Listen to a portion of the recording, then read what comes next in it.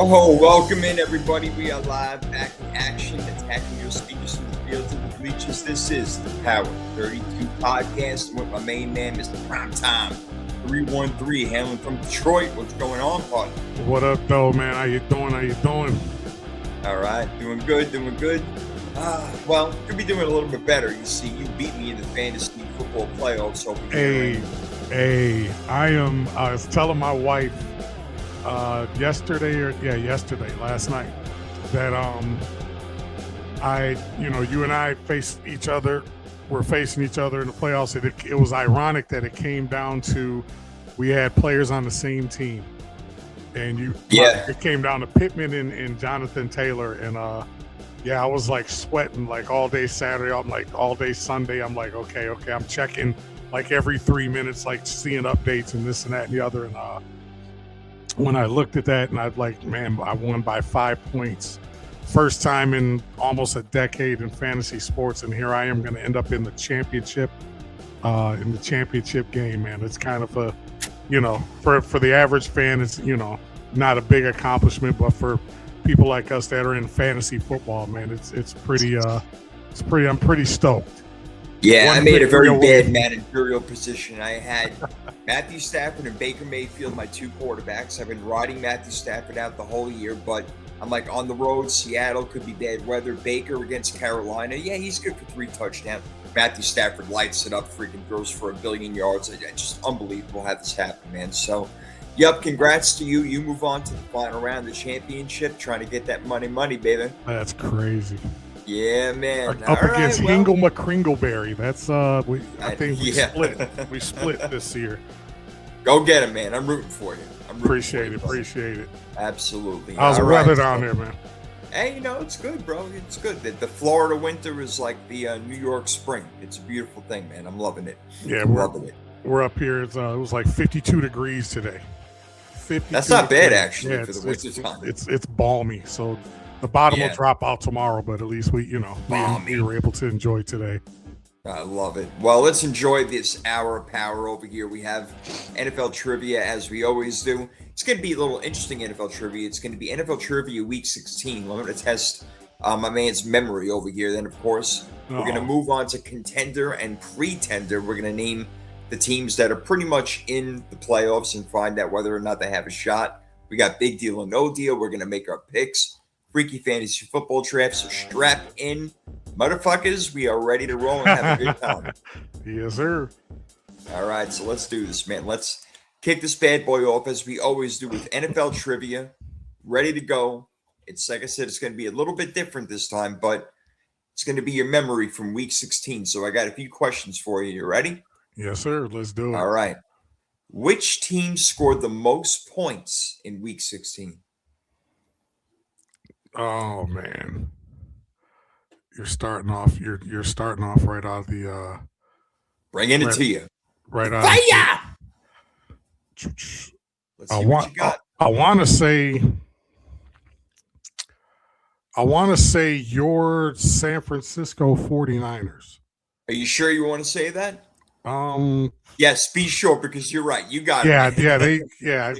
They put up 48. One short of their team name. They put up 48. Right crazy. Before that, it was the Bengals. The Bengals had 45, and that would have been the answer. They beat Miami, but it is the 49ers. All right, 1 for 1. Here we go. Next one. Which two teams scored in single digits this weekend? Couldn't get that double-digit mark. Which two teams scored in single digits? I know the Jets were one of them because I was talking to a friend about it. That's right. Well done. That's one. And he get the other, folks. The Jets. Got to go into that memory bank right there. You got the Jets. That was quick. They got creamed by New Orleans, and Tyler Shuck all of a sudden looking like maybe he is the quarterback for the future for New Orleans. Who knows? But it was the Jets. I'm going to say the Giants or the Chiefs. Was it the Chiefs? You are good at this, brother. Way to go, man. The Chiefs what they scored? Yeah, I thought it was 7, but yeah, they scored. Who they played? They played the Titans. Yeah, How out of the all hell? teams. How the hell does that happen, Oh man? man, they're down to like their 19th string quarterback. Nobody knows what his name. It's just a hot mess. You're doing well, That's man. Great crazy. job. That's Great crazy. job. All right, we got a few more. Let's see. This one I'm pretty sure you do know because you kind of alerted to it before, but I'll ask you anyway. Which quarterback threw for the most yards in Week Oh, 16? that was that That was was your Matthew man. Stafford. That was your Four, dog. five, With seven. that. Jeez, oh, peace. This one may be MVP, a little man. bit tougher. Which running back had the most rushing yards on Sunday or Oh this weekend for man, that matter? I don't. It's not a name that you would normally associate with the top rusher of the week, but he did do it this week. I know Saquon had like a buck 30 something. Oh, it's the guy that massacred the freaking Lions. What's his name? Jerome Bettis. No, what's his Warren? Yeah, What's that you got it, Warren? man. He Jalen had like Warren. 245-yard runs. Yes. They have like 230 yards on the ground. Ain't been able Yeah, to run the damn man. ball all year.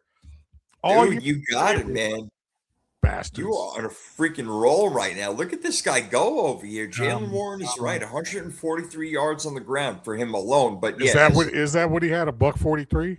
buck 43. But as a team, they ran for more than that. You're exactly right. Well done. All right, two more over here. Which wide receiver had the most yards in Week 16? Mm.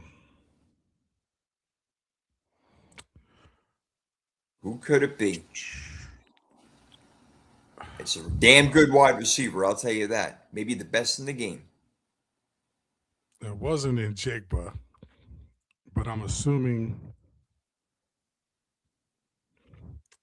was it Puka? Oh my God, this guy's killing it right Was it now. Puka? Did he would he have like 190 yards or 200 yards or Even something more, like that? dude.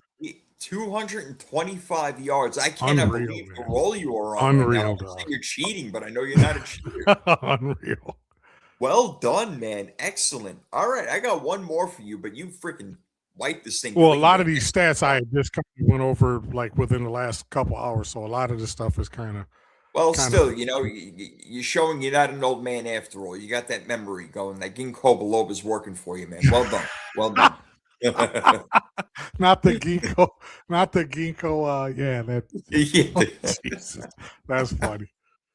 Oh man. All right, here we go. One more. One more. Uh, This is week 16-ish related, but overall, Josh Allen leads all quarterbacks in rushing yards with 552. Not a lot when you think about your Lamar Jacksons mhm. and other guys like that who can rush for 1,000 yards in a year. Justin Fields, who's obviously not playing, so I don't want to give too much away. But with Josh Allen being number one, who is number two? Which quarterback has the second most rushing yards in the NFL to date? For this season, right? As far as this season Mhm. goes, For the season. and it's probably somebody unusual that you wouldn't That's think fair to of. say. Jared, no.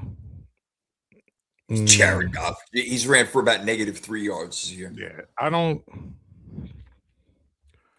It's not Hurts. Um, I want to say I heard somewhere that, but he's been hurt, so that might have. I What is? heard somewhere that Daniel Jones was up there. Oh, okay. So Daniel So Jones. Daniel Jones is going to be my guess.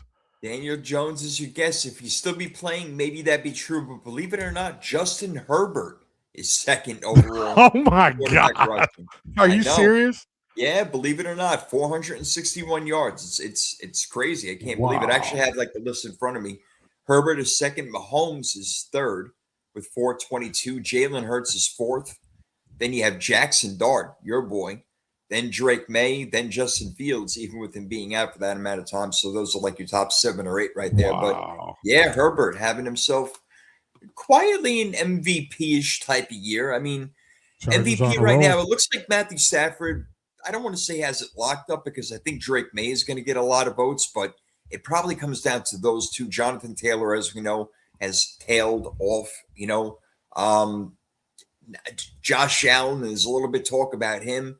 His numbers aren't exactly there, but yeah, Stafford been having like a shutdown season despite them losing to Seattle in unbelievable fashion. They were up 30-14 in the fourth quarter That's and blew crazy. it and just blew it and let them score touchdown after touchdown, 2-point conversion after 2-point conversion. And unbelievably, they went for two Seattle to win that game because they're thinking in their mind, well, if we lose this game, we're basically in a position where we're going to make the playoffs and we're a wild card team. But if we tie, then the tiebreaker goes to the Rams. So they're like, you know what? Let's go for broke. They go for the 2-point conversion. They get it. Unbelievable. Yeah, this was a crazy weekend. I just want to take like 10 seconds to shout out to like Caleb Williams, Drake May, some of the throws that we saw this weekend. Aaron Rodgers, I hate to say it. Some of the throws, he's looking good. Rodgers looking good, man. Some of the throws that we saw this weekend, these guys were that walk off. Caleb Williams to DJ Moore was a thing of beauty, and Aaron Rodgers to the whole falling on the ground and getting up and running it in, and then Drake May, I think it was to Kyle Williams. These guys, just some of the throws we saw this weekend. These quarterbacks are good, man. I know a lot of people think overall that like quarterback play is down, and that may be to some extent depending on how deep you want to go with the stats. But from a physical standpoint, we saw some really, really good quarterback play this weekend, man. No doubt. And we are in for a good future with quarterbacks because a lot of them are young and they're studs, man. And yeah, we have a lot of good things to look forward to with these guys, no doubt. All right, a lot of these quarterbacks are on winning teams, obviously. So we're going to go over some contenders and pretenders right now as we are getting toward that point of the season over here where we're going to have to find out who's for real, who's not. So why don't we get to it? You ready, Brian? Let's do it.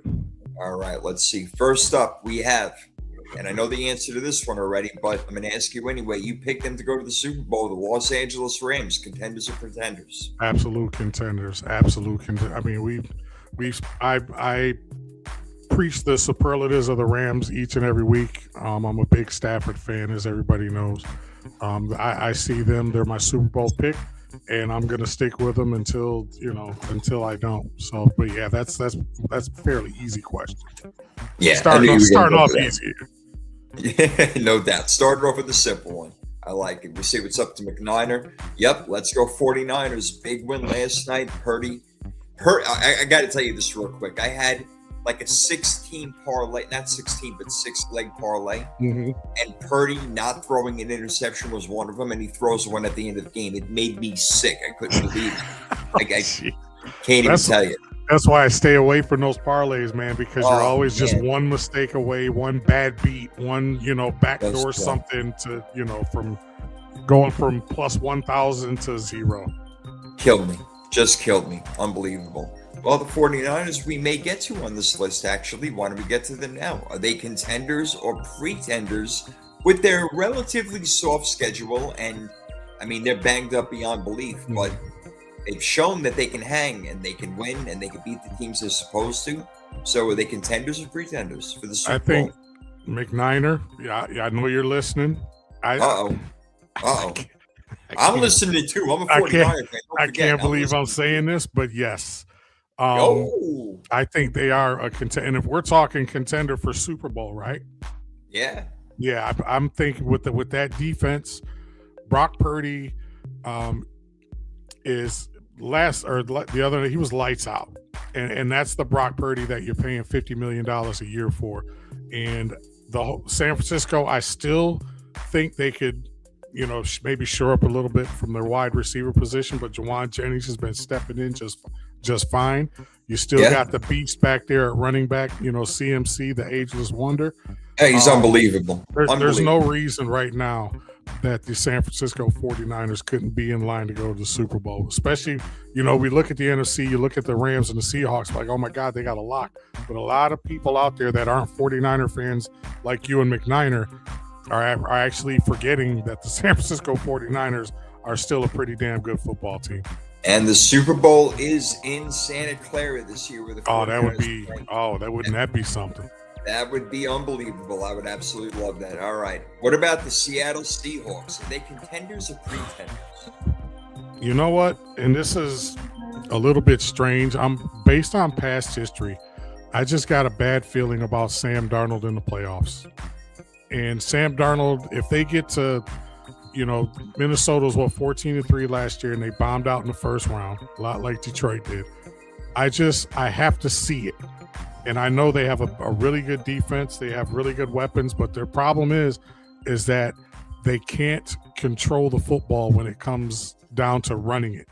And the running game has been probably their most inconsistent part of that team all season. And I don't see that getting better overnight.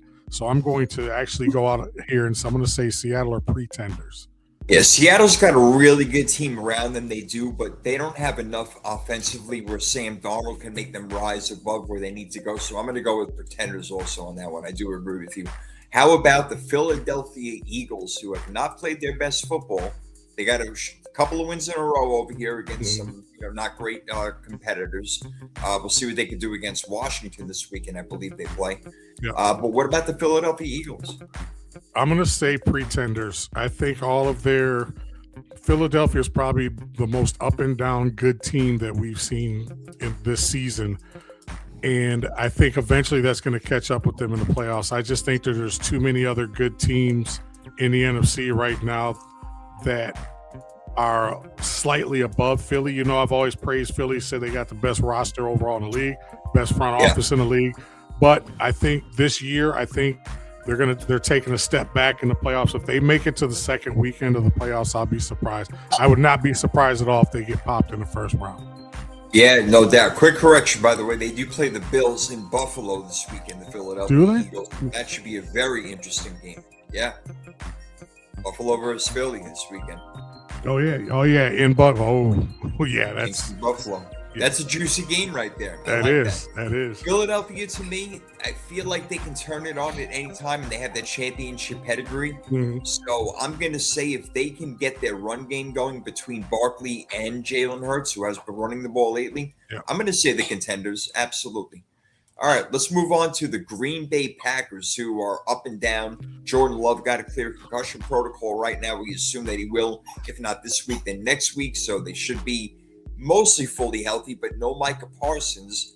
Big deal over there. That's a big deal, no deal. But the Green Bay Packers, contenders or pretenders? Man, if there was a middle, like a contender, that would be right. That'd be chicken the Packers. Tenders, right? Yeah, there you go.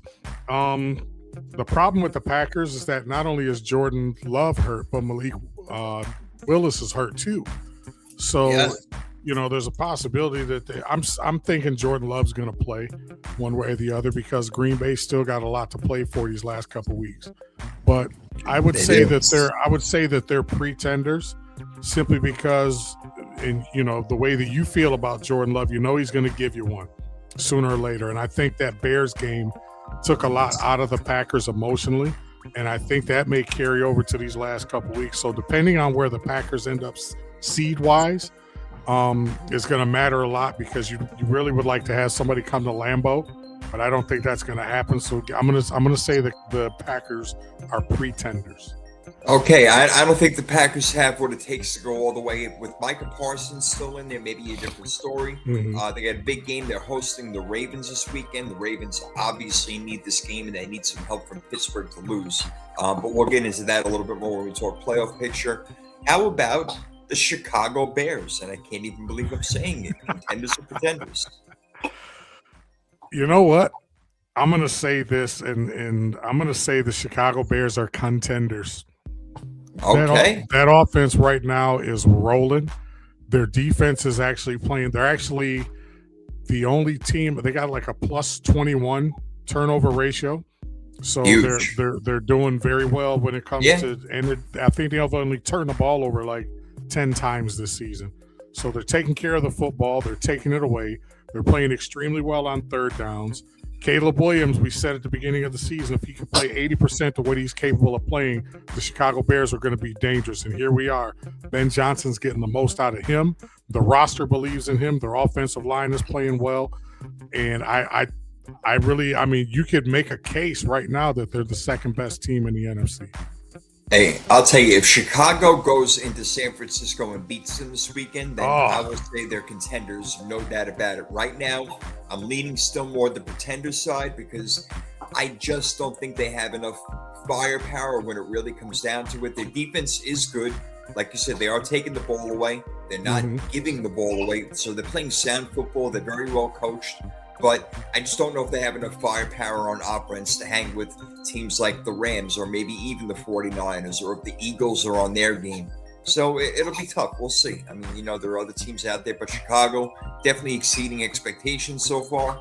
As we move on to, I think, a no-brainer over here, the Buffalo Bills, contenders or pretenders? Absolute contenders. The door is wide open for them this year with no Mahomes, no Lamar Jackson, no Joe Burrow. This is the perfect opportunity. We mentioned it the last couple of weeks. Is the perfect opportunity for those guys to get it done this year. To go not only go to the Super Bowl, maybe win it. They're not my prediction to win it, but at least get to the Super Bowl and at least get some of that monkey off the back of Josh Allen and Sean McDermott. The thing is that how long can Josh Allen, especially in the playoffs, how long can he continue to be the end all and be all when it comes to the offense on that team? So their defense isn't the greatest, but they're opportunistic. But I still think that they need more from Cook and they need more from their receiving core. They got two really good tight ends, and as long as you got Superman, you got a chance. But yeah, they're definite contenders in my book. Well, when you give James Cook the football, good things usually tend to happen. That guy's a monster over there. And going back to the Bears, McNardo says the Bears defense will give up yards. They absolutely will. They play pretty good in the red zone for the most part because of that bend don't break type defense, but we'll see. All right, a few more teams over here. How about the, we'll go through this a little bit quicker. The LA Chargers, are they contenders or contenders? I think my biggest concern about the Chargers is the consistency in the running game. Although they had a pretty decent last couple of weeks, they've been running the football a little bit better. My concern with them is their defense. But all things being equal, I could see them being a very dangerous team in the playoffs. I would consider them contenders. Plus, if nothing else, they're very well coached. And they're not going to make, most of the time, they're not going to make those dumb mistakes. So, yeah, I'll go out on that limb and say the Chargers are contenders. Yeah, I'm close to it. I'm worried about their offensive line, of course, missing their two left tackles for most of the season, but they have been able to overcome it. They're really good coach team, like you said. Excellent quarterback. They got playmakers around. So, you know what? Yeah, why not them? It'll be tough. They play Houston this week, so that'll be a good test for them. Game. We have so many good games on the schedule. We'll love it. All right, the Jaguars shocked a lot of people by going to Denver and winning that game handily. I told you, I said Liam Cohen, head coach of the year, and the Jaguars are winning that division. So far, the Profits looking good on that one, but are they contenders for the Super Bowl? Oh, man, it's hard to say. It's hard to say because they've had some bad luck in the playoffs. For now, even though they're as well as they're playing, I'm going to say that they're pretenders for now. And who they play this week? Jaguars got this week the Colts in Indy. I'm still going to go. I'm going to say that they're pretenders simply because I'm not 100% and this could be a new and improved Trevor Lawrence under the new regime and everything, but that past history with the blown leads and stuff that they've coughed up in the playoffs recently in recent years, I'm not kind of like the way I feel about Sam Darnold. So for now, they're pretenders. Yeah, I hear you. All right. I'm kind of with you on that side. Let's do a couple more here. How about the Pittsburgh Steelers? Are they contenders or pretenders? Playing good football lately. They beat your Lions this weekend. Another shock to a lot of people around the NFL.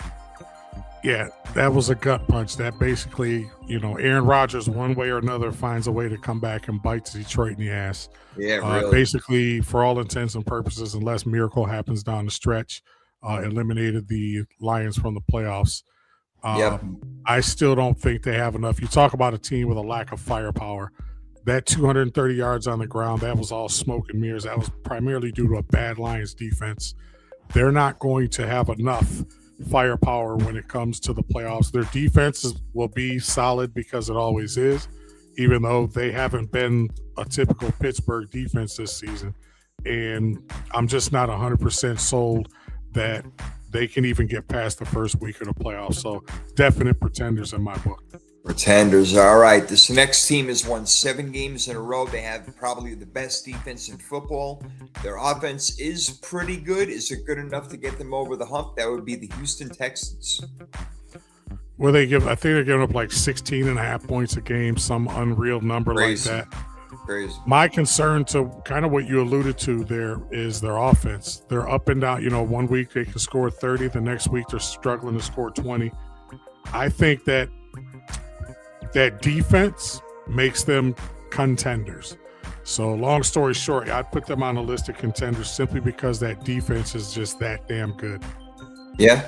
Yeah, the defense is good. They can run the ball for the most part as long as the guys are staying healthy. And they got Nico Collins. You got a legitimate number 1 wide receiver over there, throwing to Dalton Schultz. Yeah, I like what they're doing, no doubt.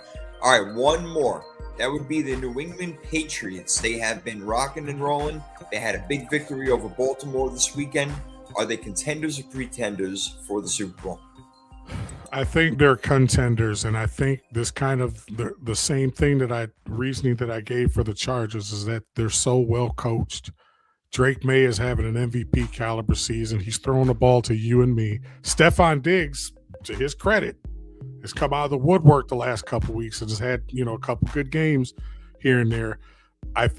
My concern is going to be how big, and maybe you can answer this, how big of an impact is the not having Travion Henderson, if that ends up being long term, how big is that going to be, in their playoff run? But for all intents and purposes, man, I think the Patriots are for real, and I would label them contenders.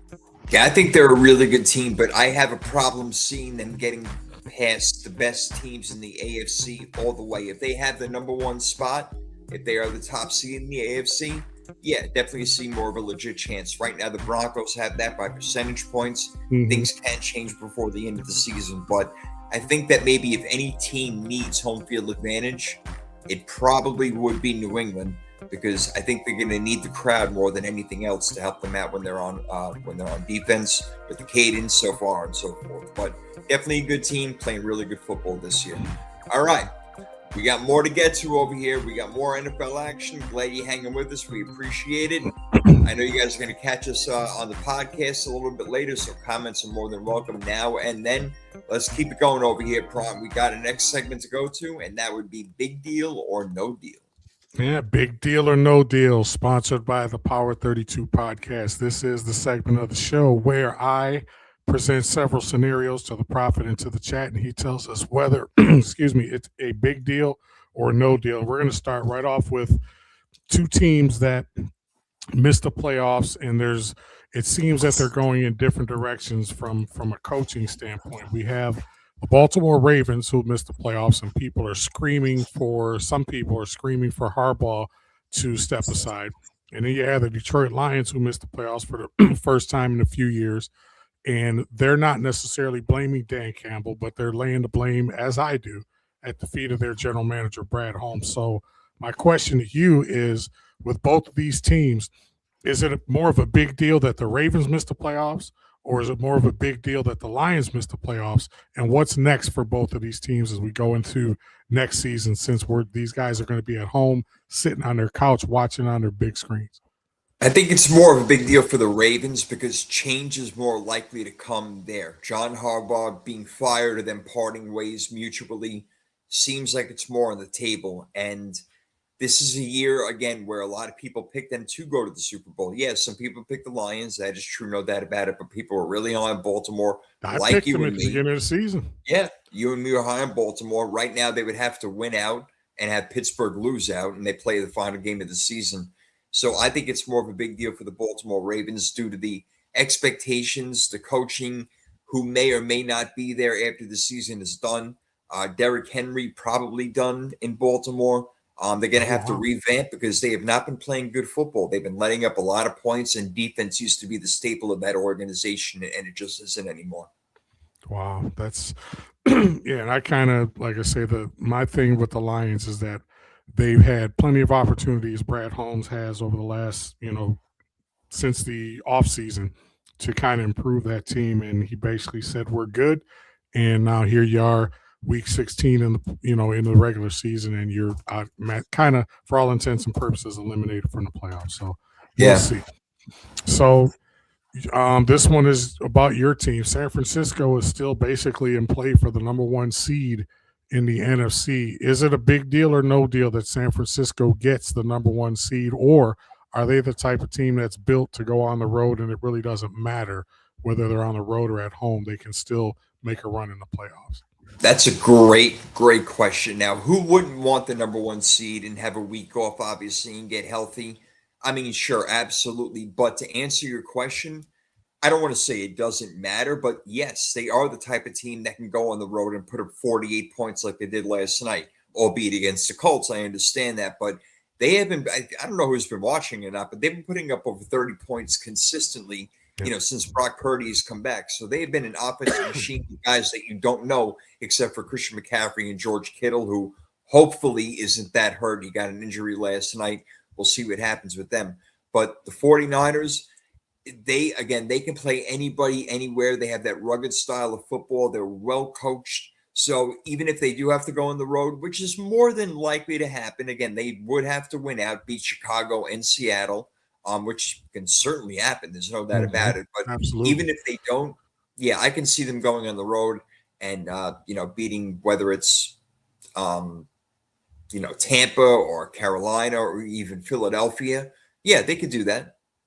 All right. Yeah, that's it's kind of where I was thinking too. I think that just the way that team is constructed, especially from a defensive side, and the way, like I say, Brock Purdy has just been lights out, and that offense is starting to come to life. So I tend to agree with you there. The next one, this is one that's it's kind of a fun and subjective one, but a lot of people talk about momentum. We talk about Houston winning 7 in a row. We talk about when Denver was on their 11-game winning streak. I've never been a big fan or proponent of the cliche, but do you think momentum is a big deal or no deal?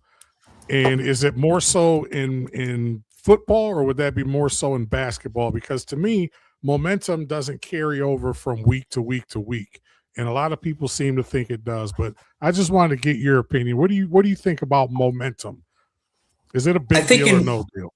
I think another word for momentum is confidence. And that can carry over from week to week. When you're playing good football and you're feeling good about it and practices are going well and you're going into it with a good game plan, I mean, that's when momentum does carry over and you keep it going and you keep that good feeling throughout the weekend. A lot of that is on coaching to make sure you guys are surefire and ready to go.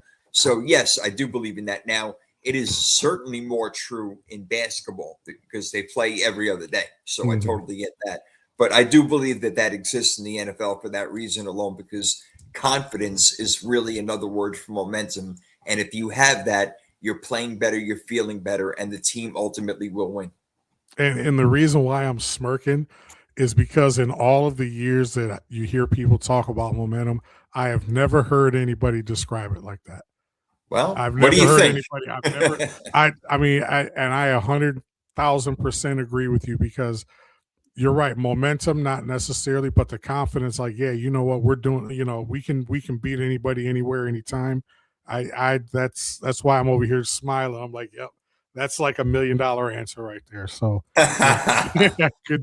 So we got a couple more here. So injuries have been kind of a big thing in the NFL, and it usually is every year, but it seems like the last couple of years it's been kind of compiled, even more so than normal. What do you think about playing on Thursday nights and on Christmas? Is playing Thursday nights, is that a big deal or no deal as it pertains to player safety, player injuries, or is that just, injuries we know are just part of the game, but just want to get your take on is playing Thursday nights, is that a big deal or no deal overall? Look, I love it as a fan because give me all the football I could possibly get, but I do think it's a big deal. And I know they've been doing this for a long time, but when you play a Sunday game, all right, You usually get, like your Monday off film session sort of thing. Hmm. And then you get to do your practices Tuesday, Wednesday, Thursday, walk through Friday. You don't get to do that on a short week. So usually your best ball is not being played, even though we get like some masterpiece like we saw on Thursday night. I do think it's a big deal because you need time to heal from injury, and every player in every game gets hurt, whether it's bumps, bruises, they break a finger, whatever it may be. So having a game 3 days earlier than all the other teams, yeah, I do think it's a big deal. Do I want them to get rid of it? No way, no way, no freaking way, because I want my football. But yeah, actually, I definitely think it is a big deal. And I don't exactly know how the numbers pan out, whether or not more players get hurt on Thursday night football than they do playing on Sunday or Monday or whatever it is.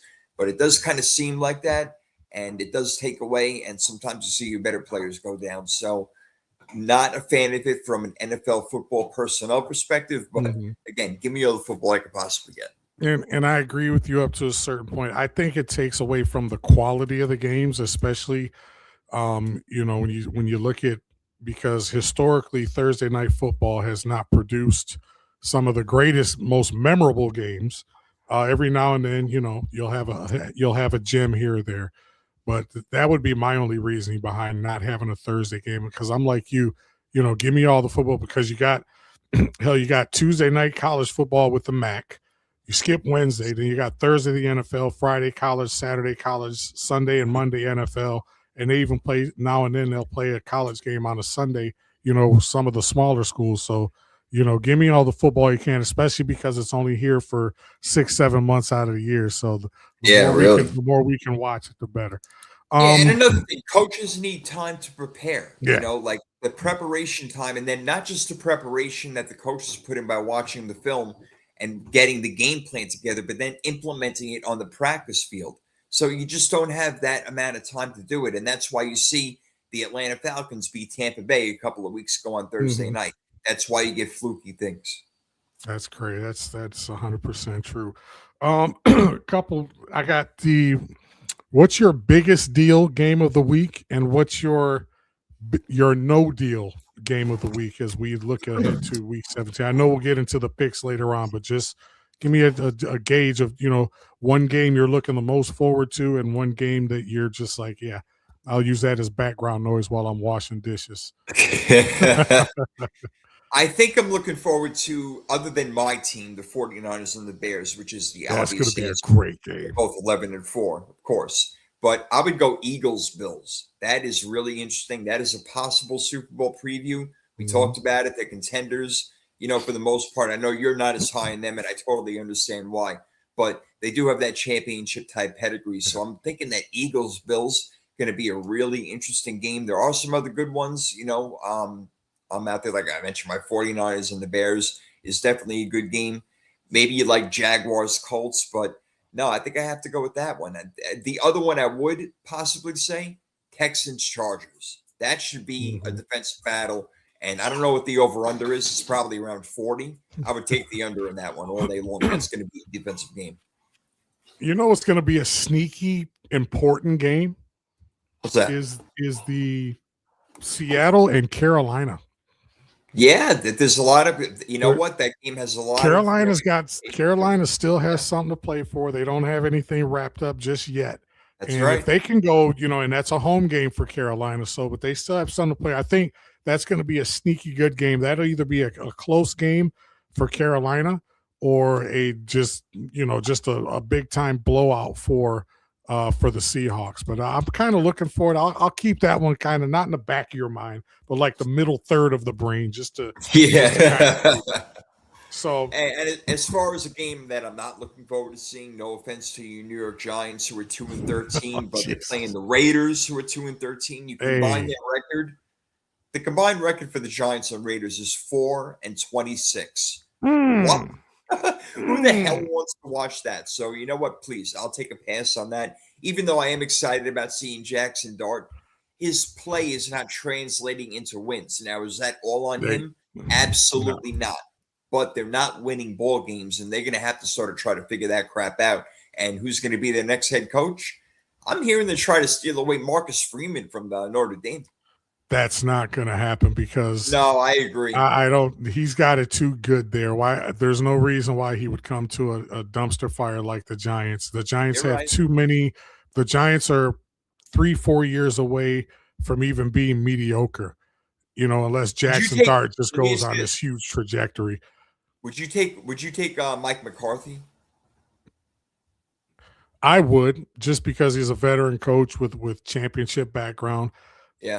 I don't I'm gonna probably next week I'm gonna have my list of who I would like to see as the next head coach of the New York Giants. I don't think there's any Oh, way in the world that they hire from within, like any of their coordinators or anything like that. But yeah, I'm gonna go next week. I'm gonna have that list because I got about 3 or 4 guys in mind, and I think a couple of them might surprise a couple people. okay. All right. Looking forward to hearing that. Good stuff. All right. Big So deal, no deal. there you go. And real quick, I have one just before we go on to the picks and everything.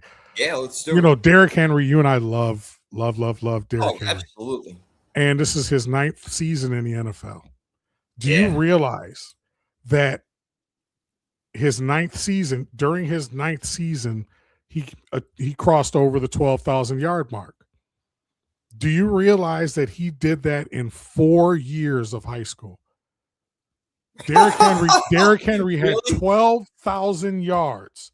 Oh my God. 12,000 yards in high school. His senior year, he had 4,216 yards and 55 touchdowns. That's sick. He had 155 touchdowns total for his high school career. But his senior year, he had 4,200 yards, 55 touchdowns, and he had a 480-yard playoff performance for Urel High School in Florida. Wow. That's just a little something. That's a stat to Wow. blow you around. 4 years to get 12,000 yards in high school, and it took him 9 years to do it in the NFL. Derrick Henry, a surefire Hall of Famer. Another little stat about Derrick Henry: he is the only running back to ever rush for over 1,900 yards twice. He broke the 2,000-yard mark with the Titans, and then with Baltimore, he went for over 1,900 yards a couple of years ago. So Derrick by Henry, default, that would mean that he's the only player to ever do it with 2 different teams. correct. I mean, you could, Yes. if you wanted, wow, that Yeah. Derrick Henry. Well done. Derrick Well done. Henry. I like it. Absolutely right. All right. Here we go. Let the show keep on rolling. We appreciate you guys out there. We got to keep this thing going. We got game picks to make, baby. You ready to do this thing? Oh man, let's go. All right, let's do it. Here we go. Who's first on the list over here? We have our Christmas Day games, right? Yeah, there's 3 games on Christmas. That's crazy. That's right. All right. We started off with the Cowboys and the Commanders, both obviously out of playoff contention. Nothing to play for but pride in this one, Prime. Who do you like? Yeah, give me the Cowboys. They're -7. Over under on that is 50.5. That's crazy. 50.5. So that'll be a shootout, and Dallas will probably score. It'll probably be like a 38-13, 38-20 type game. So yeah, Dallas -7. Give me the Cowboys in that one. I'm liking Washington with the points, and I'm thinking that there's a way they squeak out a win. Maybe at home, maybe Really? it's a sloppy game, maybe it's cold, maybe Dallas ain't ready for it. George Pickens hasn't really been showing up as much.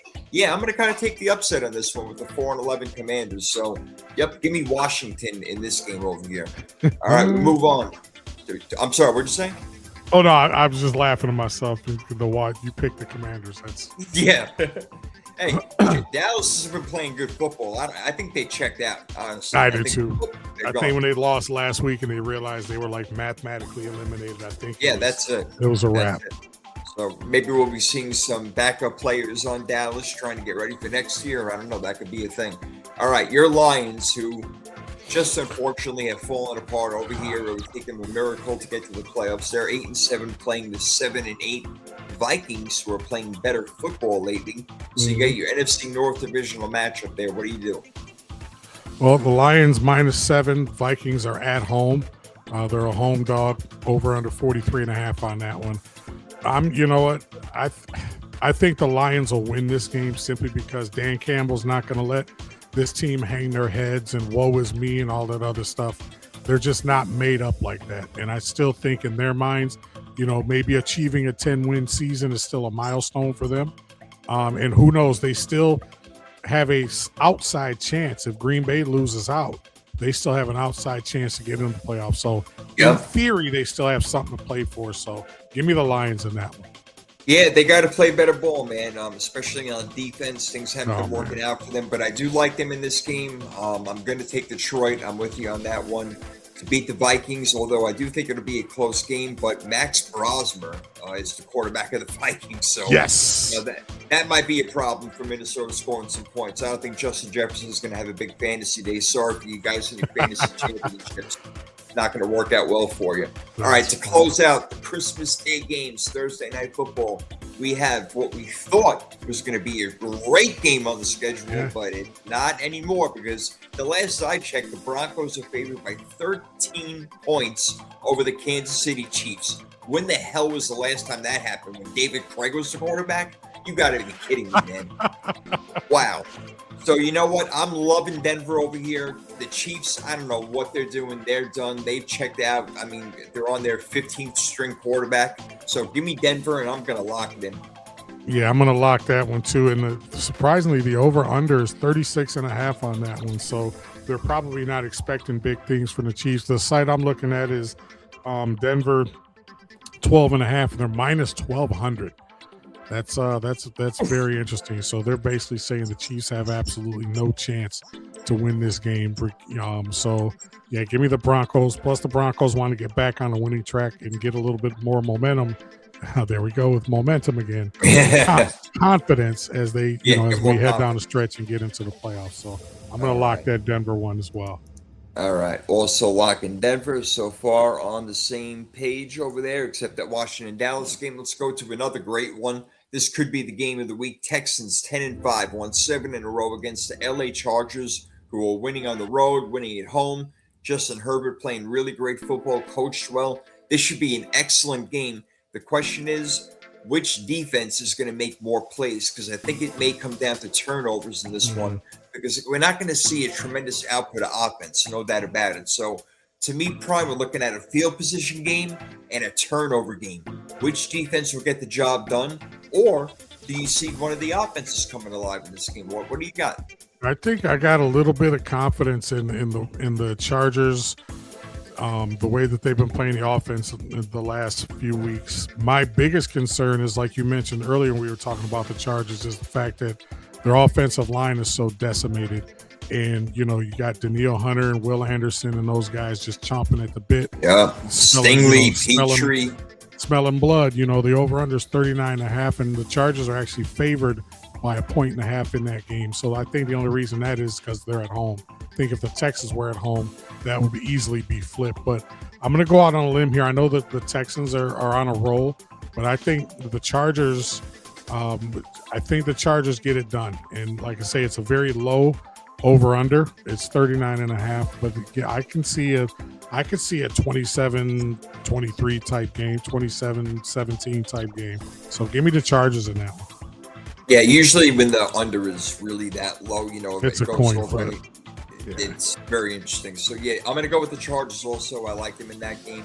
I think it'll be really close, really tough, but I think that if anybody's going to make a mistake, it might be CJ Stroud, and that defense could take over. And again, field position going to be a huge thing, and maybe even field goals in this game is going to be a huge thing. So, Cameron Dicker versus Kymie Fairbairn, that'd be interesting. That might be the matchup we're looking at. Yeah, they did a feature on him, by the way, this past week. I think it was with Aaron Andrews did a feature on him. He was nominated for NFL Walter Payton Man of the Year with all his charity work. So good. Shout out to Cameron Dicker. Yep. Yeah. Yep. Good shit. I like that. Excellent. All right. Another great game on the lineup over here. Well, maybe it's not great, but if the Ravens want any chance, they're going to have to beat the Packers in Green Bay. Going to be a tough task. Ravens 7-8. Pittsburgh taking a stronghold of that AFC North division. The Packers are 9-5-1. Jordan Love, I'm not sure. He's in concussion protocol right now. So we're talking about who the hell is playing quarterback for Green Bay. This one's tough. I mean, if Jordan Love is playing, give me the Packers all day. But if he's not, I don't know. Baltimore can go in there and get the upset. What do you think? Absolutely, I agree. And Packers are favored by 2.5 in this game. So Oof. Yeah, so over under is 41.5. So there's not really, you don't expect a lot of offense, especially the way that Baltimore's offense has been so inconsistent this season. But yeah, and I don't think weather is a factor because it gets cold in Baltimore too. I just think that I'm right in lockstep with you. If Jordan Love plays, they win. But as of right now, we don't know that. So I'm going to go ahead and pick the Ravens with the upset. Yeah, man, I gotcha. I'm going to pick the Ravens also. I think they're going to play their hearts out, knowing that they have one last chance at this thing and play really well. Lamar Jackson, he's also day to day, but he seems like he's almost definitely going to play. But both quarterbacks banged up over here. But yeah, I don't feel great about this one, but I'll take Baltimore in the upset. Right. All right, so that's actually our Saturday games with Texans, Chargers, and Ravens, Packers. Late Saturday, 8:00. Yeah, late game. You ain't kidding. I don't know if I'll be up. That's past my bedtime. I'm an old man. I don't know if I can handle that shit. Jeez, I wish these games were on earlier. Even the 49er game, which I love. I'm like dozing off. I'm like, wake up. But they were kicking ass, so it worked out well. All right, you mentioned this game could be a real sneaky, interesting one. The Seattle Seahawks are 12-3. Right now, they have the number 1 seed in the NFC. That could change with what goes on. Maybe in Carolina, could they pull off the upset at 8-7? Wow, I don't know. Darnold again not playing his best football, even though he had a real nice fourth quarter comeback. Carolina, another sneaky team, but when they win by 3 points. Mm-hmm. Man, Seattle, they're the better team. I feel a lot better if it was in Seattle, but it's in Carolina. They got to go cross country. It is an early game. Do you factor that in? What do you think happens? Absolutely, you factor that in. And the other factor is that, I know Seattle in theory still has something to play for, but Carolina's, Seattle's going to be in the playoffs, win, lose, or draw. But Carolina needs to basically win out to make sure that they, because I think they got Tampa Bay on the last week of the season. So that game right there is probably going to determine the division winner and see who gets that playoff spot. I think Carolina, it's very hard for me to with a straight face say that Carolina is going to win this game. I think they need to win this game. So they're 7.5-point dogs. But I can't pick them to win. I just can't. So I haven't said all that. Yeah, I actually did, and I just can't. No, give me the sea chickens. Yeah. Seattle is the better team. I'm going to go with them also. They should look. I think it'll be a close game, no doubt about it. And it won't shock me if Carolina wins, but no, I'm going to go with Seattle too. They're the better team overall, and again, they want that number 1 spot. When they play the 49ers in the last game of the season, that's what's up. All right, this next game, nobody really cares. Cardinals 3-12, Bengals 5-10. They're not playing for anything, but Cincinnati's offense woke up against Miami last weekend, scoring 45 points. I think they'll do the same against the Cardinals. The Cardinals will be able to put up a lot of points themselves, but not enough. Give me Cincinnati in this game, and I know this is weird, but I'm going to lock it. Oh wow, that's we've for as well as the Cardinals have played, their record is not indicative of how well that they've been playing without Kyler Murray, and this is just all the more reason that Kyler Murray, you and I both kind of agree that he's not going to be an Arizona Cardinal next season. Cincinnati -7, over under is 53.5 on this one, so they're anticipating somewhat of a shootout. But give me Joe Burrow. I could actually see this being like a blowout because Joe Burrow in these next couple of weeks, pay attention to like Joe Burrow's post-game comments and stuff like that, because I'm thinking he's trying to force like the Carson Palmer thing where I think he wants out of Cincinnati. It's possible, man. I would. It's freaking Cincinnati, for God's sake. It's cold as shit over there. I wouldn't want to be there. God. Well, it's cold and clean. Well, I'm going to lock that one too, actually. I do have that one listed as a yep.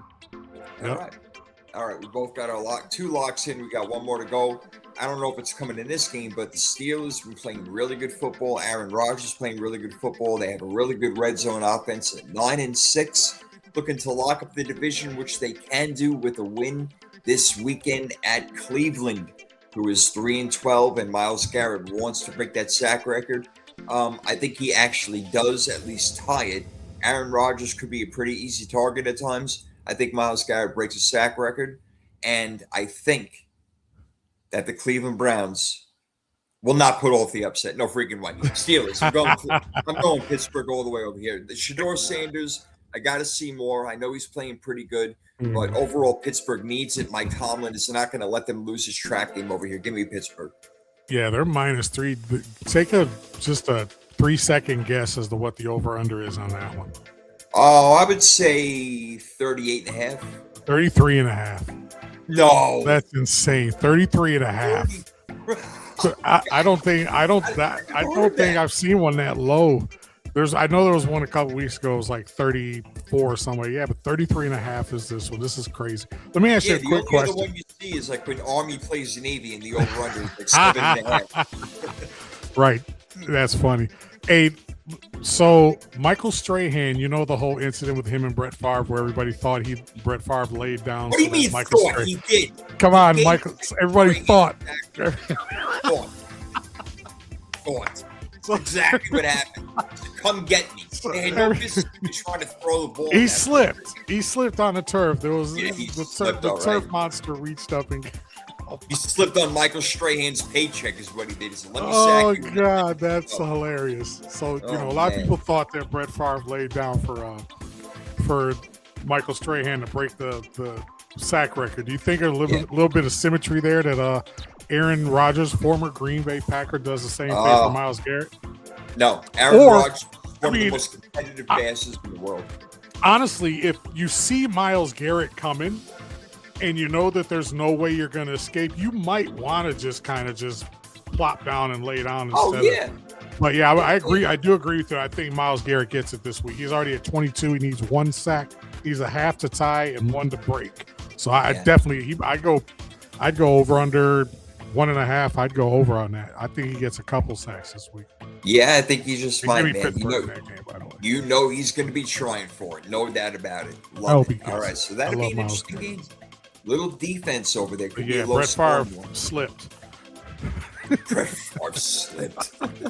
Yeah, he slipped by desecrating the NFL shield is what he did. Oh my! Wow. Horrible. Unbelievable. All right, next game. Jacksonville Jaguars. I said Liam Cohen, Jaguars winning that division. They're 11-4 right now, looking real good against the Colts. 8-7. Phillip Rivers playing surprisingly pretty good over here. And the Colts went ahead and lost in Jacksonville earlier this year. Did the Colts get revenge? No, not right now. I don't think Phillip Rivers, especially when he had 277 this past week. So he's. My whole thing with him is that how long can he actually keep this up before he hits the wall and just realizes, hey, I'm a 44-year-old grandfather and I got no business out here doing this. But I think his stubbornness, he's a red ass. He's one of those, he's stubborn and he's damn sure a competitor. But I just don't think they'll have enough when it's all said and done. Jacksonville -6.5. So Indy's the home dog in that one, but I'll take the Jags because they're still trying to play for something. Jacksonville playing really, really good football lately, no doubt. Going into Denver, beating them. Is this one of those games where there's a little bump in the road and it's like, oh, shoot, what happened over here? Phillip Rivers playing pretty good. If they get that running game going, the defense did fail them over the weekend, but usually they play a little bit better than that against the run. I'm going to go with the upset, man. I'm going to take Indianapolis. Oh, wow. How do you like that? Pulling for Granddaddy Rivers. Yep. May just happen. Hopefully Michael Pittman gets you a lot of points. We'll see in your fantasy action. I know you do. All right, we got a Florida game. We got the 7-8 Buccaneers. What a disappointment against the Dolphins, who are a disappointment themselves at 6-9. Quinn Ewers comes in to be their quarterback. They get their ass beat by Cincinnati. And the Buccaneers, man, I told you Carolina was going to beat them. The Buccaneers, I don't know what's going on with them. And shame on me for starting Baker Mayfield. What an idiot I am. I should have known better. And things would be a little bit different right now. But it is what it is. The Buccaneers go to Miami to play the Dolphins. What do you think? I mean, I know the Bucs kind of tailed off, but I still don't think that they're as bad as the Miami Dolphins. And you talk about a tale of two seasons. They started off their first 8 games. They were world beaters. And these last 9 games going into, this last couple weeks, this just looked like a totally different team. And the ironic thing is that it seemed like they played better when they had all their guys injured. When Godwin was hurt and Evans was hurt and Irving was hurt, they played better. And now they've had all their pieces back for the last few weeks, and they just can't get over the hump. But I still think that they're good enough to beat the Dolphins. They're a 5.5-point favorite.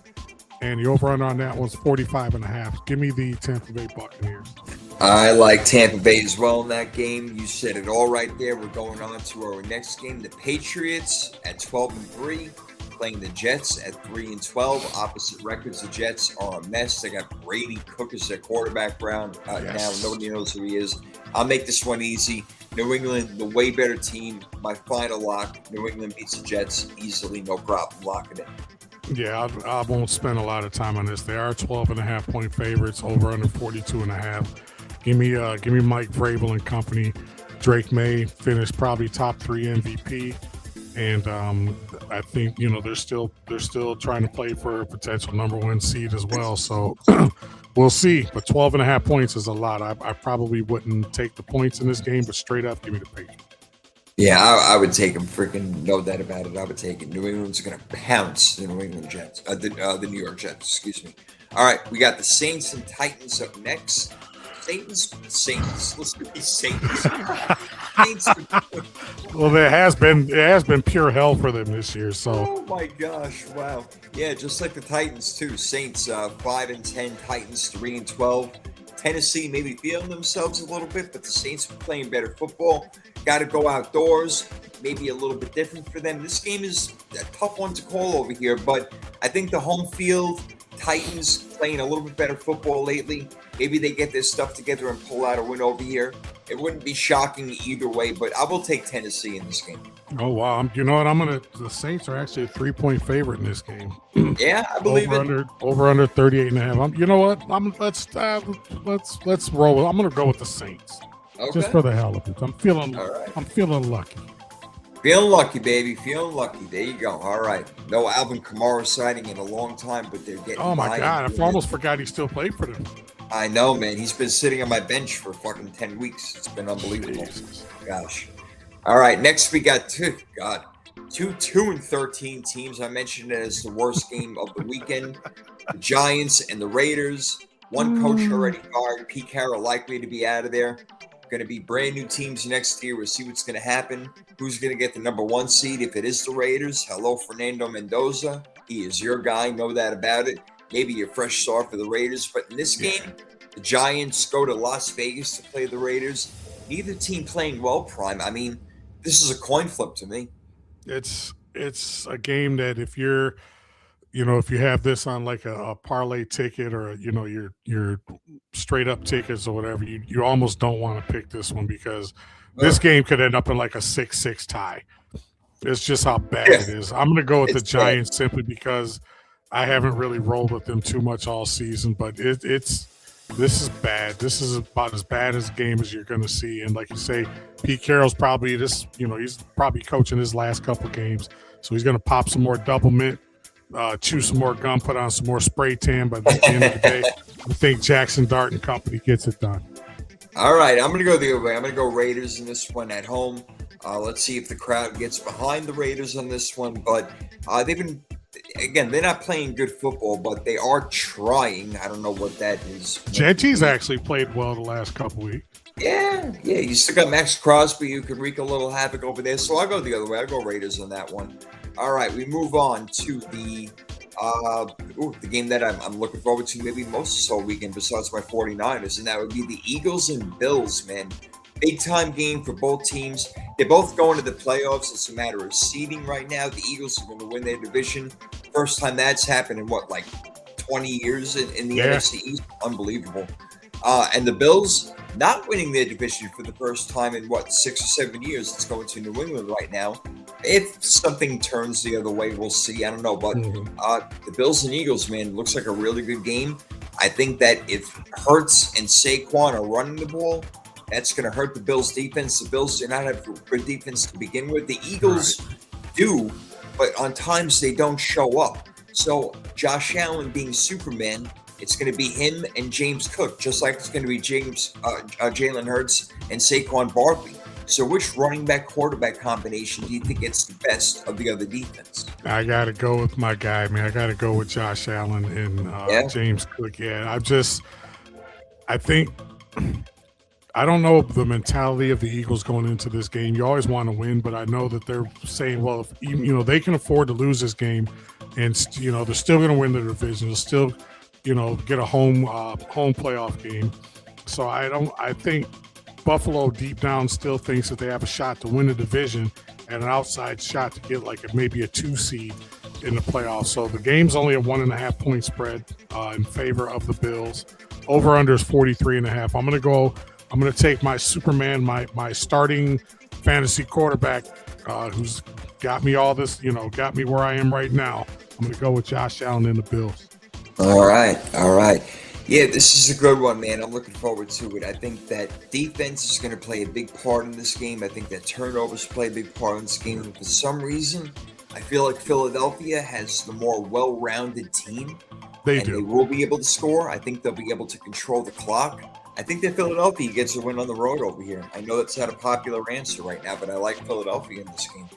So we shall see what happens. Moving on, Sunday Night Football, my game of the week. Both teams 11-4. The Chicago Bears go to San Francisco to play the 49ers. Big game right here. Both of them going for that number 1 spot in the NFC for that bye. Wow, man, huge game. Implications all over the place. What do you think? I'm kind of shocked that the over/under is as high as it is. It's 51.5. So I wasn't expecting that when I popped on the site. But I expect that the 49ers are scoring over 30 points every game, so I could totally see it. I get it. And they're a 3-point favorite at home. As much as I need the Bears to lose, and I know I've kind of been not necessarily on the bandwagon, but I've been kind of jogging alongside the bus, this season with the Bears. I'm still going to go with the 49ers because I think a lot of times this time of year, it's about what you have to play for. And I think the Bears have the NFC North sewed up. They are maybe, number 1 seed, maybe an outside shot. But I just think right now, from a consistency standpoint, as much as the Bears have been playing well, I still got just a little bit more faith in the 49ers, especially because they're at home. Yeah, the 49ers haven't punted in 21 straight possessions. They are an offensive juggernaut right now. And Christian McCaffrey, again, all the bit of the offensive player of the year or even MVP in my book, doing a great job. Receivers stepping up. Ricky Pearsall was out, so you got Juwan Jennings and George Kittle. Hopefully Kittle is healthy. But again, they're playing really good defense. And even D. Winters had a pick 6 last night, which you never see out of the 49ers. They don't even know what it is. They're like allergic to it. So, yeah, I'm with you. 49ers with me on that one. Sunday Night Football should be a really, really good game. Very much looking forward to it. And to close it out, Monday Night Football, the Rams and Falcons. The Rams, even without Devontae Adams, able to put up all those points. I know they lost the game. Surprised that the defense let up that many points in the fourth quarter. I don't foresee that happening again, especially to an Atlanta Falcons team who really doesn't have all that much firepower, although I love Bijan Robinson and Drake London when he's healthy. But the Rams, they need to get themselves right and get back on the winning track. I think they get the win on the road. Give me the Rams on Monday Night Football. Yeah, I got that, and that's going to be my last lock. Okay. So they're actually an 8.5 point favorite, which is wow. That's a kind of a wow there. 49.5 is the over and under. But yeah, give me the Rams just for every reason that I've mentioned for the last 15 weeks. No doubt. Yep, you were on them from the beginning, man. Got to give you credit for that. No doubt about it. Well done. Good job. All right, so those are our weekly picks. All right, we shall see what happens. And just to recap, last week, we both did well, both in double digits. I went 11-5, Prime 10-6. Prime is up on me this year, 8-5-1. The Freaky Fantasy Football Draft, I did prevail again, my friend. 72 to 36.18. Oh, wow. 11-3 on the year. So you're not going to catch me in that one, and I doubt I'm going to catch you on the picks, man. So Hey, we split. We're a team. That's what we do. Right. That's what we do, baby. All right. With that being said, let's do our freaky fantasy football draft. Ready to go. I'm going to make my first pick, and then Prime gets two, going snake style. Freaking running out of players here, man. Yeah, you ain't kidding, man. You freaking ain't kidding. It's getting a little bit harder to pick. I think I saw a quarterback I like. Let me just make sure I got this matchup here. Yeah, against the Cardinals. I haven't picked Joe Burrow yet this year, so I'm going to take Burrow. That's a good pick. Yeah, I just picked him a couple week roll the week after he came back off injury. We haven't had an opportunity. He's been hurt most of the freaking season. That's right. That's right. Yep. All right. So Burrow's my quarterback. You get two picks. I'm going to take my quarterback's going to be a guy I haven't picked yet all year either. I'm going to go with Drake May. Oh, good. Okay. Drake May. I'm going to go with Drake May against the New York Jets. Yeah. Good call. All right. Next pick. And for my defense, I'm going to go Jacksonville's defense. Oh, I had them on the board. Good job. Nice. Okay. Well done. Well done. What do they call that? Handcuffing? Yeah, you cuffed it right up, man. You're bringing me right to jail, you son of a bitch. All right. Let's see. I am going to go with, in that Buffalo Bills game, because they're vulnerable against the run, I'm going to take Saquon Barkley. Haven't used him yet this year, so I got Barkley. That's crazy. He's got down to this. I think I used him early. Yeah, you did use them early. So I'm going to go Barkley on this one, and I get another pick. I will take.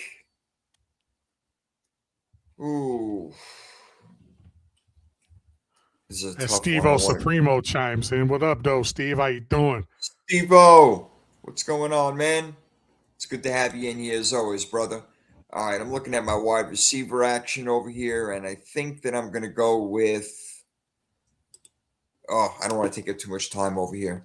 Let me go to my matchups. Who's Carolina playing this weekend? Oh, Seattle. Right? Yep.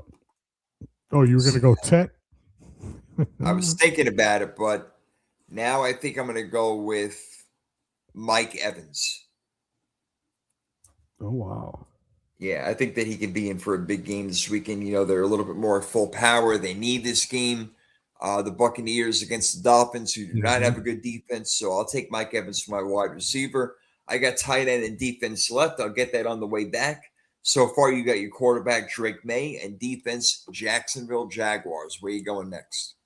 For my wide receiver, I'm going to hedge my bet with the Steelers. And I'm going to say Calvin Austin. I'm going to take him for Really? Yeah.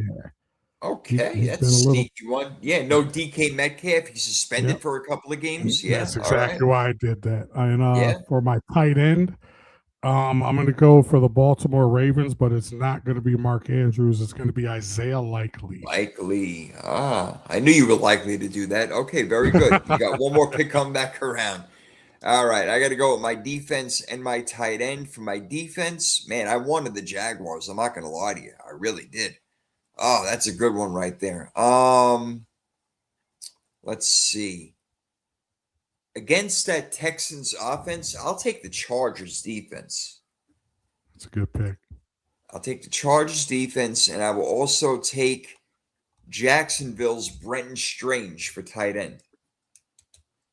Since I'm running out of tight ends. I know. It's crazy. My goodness, yeah, you took Likely. All right, so I got Burrow, Barkley, Evans, Strange, and the Chargers. Defense, you got May, Calvin Austin, Isaiah Likely, Jacksonville's defense, and you just got to go with your running back, and you have your freaky fantasy football team for Week 17. I'm going to go with Chase Brown. Good one. I'm going to go with Chase Brown simply because I think that, I'm looking for another 40-point performance from the Bengals, so I'm hoping he's a big part of that. No doubt. And, yeah, probably will be. Probably will be. He was last week for the Bengals. He had a really big week, no doubt. So, yep, that's our freaky fantasy football draft for Week 17. I got Burrow, Barkley, Evans, Strange, and the Chargers.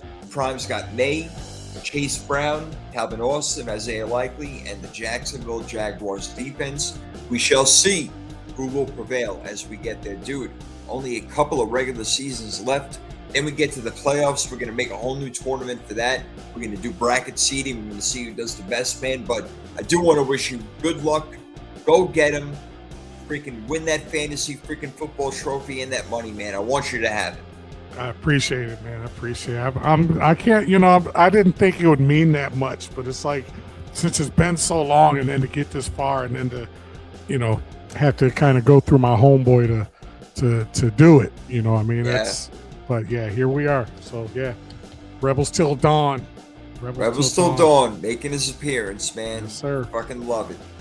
Re-beginner's luck is what it is. Re-beginners. Re-beginners. All right. Our locks are in. Our picks are in. Our freaking fantasy football draft is in. We're going to do it again next week, folks. We appreciate you hanging out, chiming in. Power 32 Podcast, baby. We're out. We'll see you next time. Peace. Peace.